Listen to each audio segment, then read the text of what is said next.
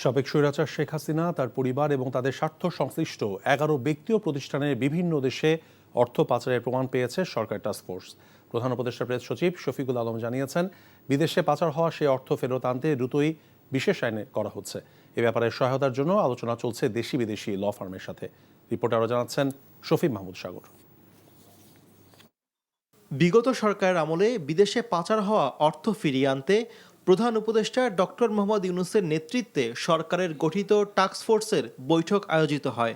বৈঠকের পর এ বিষয়ে সংবাদ সম্মেলনে প্রধান উপদেষ্টার প্রেস সচিব জানান, নানা উপায়ে বিলিয়ন বিলিয়ন ডলার দেশ থেকে পাচার হয়েছে, যা উদ্ধারে দ্রুত পদক্ষেপ নিতে প্রধান উপদেষ্টা নির্দেশনা দিয়েছেন উল্লেখ করে তিনি বলেন, আইনি নীতিমালায় বিশেষ সংযোজন আনা হচ্ছে।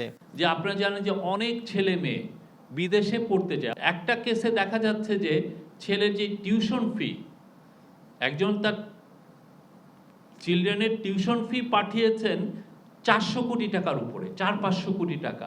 একটা স্পেশাল আইন করার, এই টাকাটা কিভাবে আনা যায় এটা ত্বরান্বিত করার জন্য, এবং এই যে কাজগুলো যে হচ্ছে সেই কাজগুলোর মধ্যে কোঅর্ডিনেশনটা আরো স্মুথলি করার জন্য একটা আইন খুব শীঘ্রই করা হবে।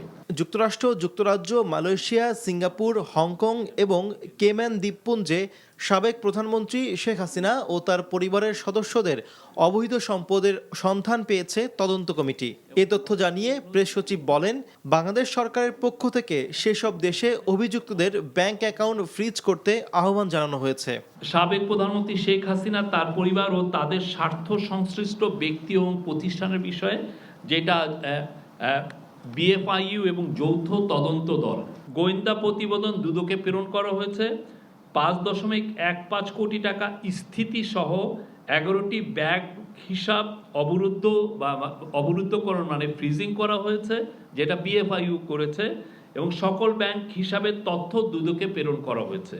সংবাদ সম্মেলনে জানানো হয়, পাচারকৃত অর্থ উদ্ধারে বিশ্বব্যাংক, যুক্তরাষ্ট্র international anti corruption coordination centre এবং ইন্টারন্যাশনাল সেন্টার ফর অ্যাসেট রিকভারির সহায়তা নিচ্ছে সরকার। শফি মাহমুদ সাগর, এনটিভি নিউজ, ঢাকা। এই ঈদে জামা জুতো অ্যাক্সেসরিজের ডিসকাউন্ট।